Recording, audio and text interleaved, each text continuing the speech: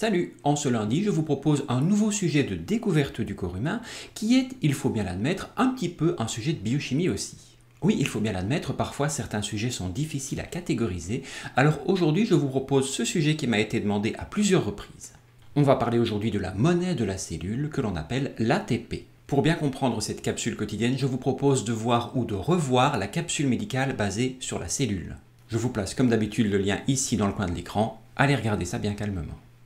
L'ATP, c'est une molécule de formule brute C10H16N5O13P3. Vous pouvez voir sa structure sur le schéma qui s'affiche actuellement à l'écran. Il s'agit d'une molécule qui est composée d'adénine, une molécule qui intervient dans la formation de l'ADN, mais également de ribose, un sucre que vous pouvez voir à cet endroit sur le schéma, et également de 3 groupements phosphates que vous voyez alignés ici sur la représentation. C'est de ces molécules que la molécule tire son nom d'ATP pour adénosine triphosphate. Et pourquoi cette molécule est-elle considérée comme la monnaie énergétique de la cellule? Eh bien, grâce à ses liaisons avec les groupements phosphates. Lorsque le dernier groupement phosphate est clivé, la molécule se transforme en adénosine diphosphate ou ADP. Et ce clivage, eh bien, il libère une grande quantité d'énergie qui peut alors être utilisée par la cellule. Cette énergie est alors utilisée par la cellule pour tout ce qui en nécessite. Le transport de protéines, la contraction des muscles, le transport d'ions à travers la membrane, comme je vous en avais parlé par exemple dans la capsule quotidienne sur le neurone. Mais également le fonctionnement des neurones, le battement des cils dans les poumons, bref, absolument tout ce qui nécessite de l'énergie dans le corps humain.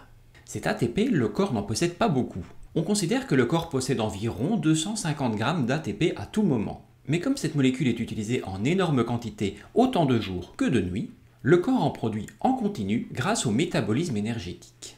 On considère que le corps humain utilise et régénère chaque jour l'intégralité de son poids en ATP.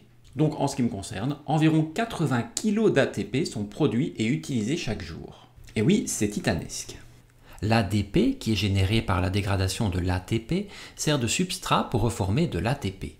Cet ATP est fabriqué à partir de la glycolyse, mais également par le cycle de Krebs ou d'autres mécanismes qu'il me serait trop compliqué de vous expliquer dans une capsule quotidienne. Et on tourne comme ça un grand nombre de fois tous les jours pour vous fournir suffisamment d'énergie pour déplacer votre doigt et vous abonner à la chaîne dès maintenant. Merci pour votre soutien. Voilà, j'espère qu'à nouveau aujourd'hui vous avez appris quelque chose. N'hésitez pas à me laisser un petit pouce bleu si la vidéo vous a plu. On se retrouve quoi qu'il en soit dès demain pour une prochaine capsule quotidienne. Salut!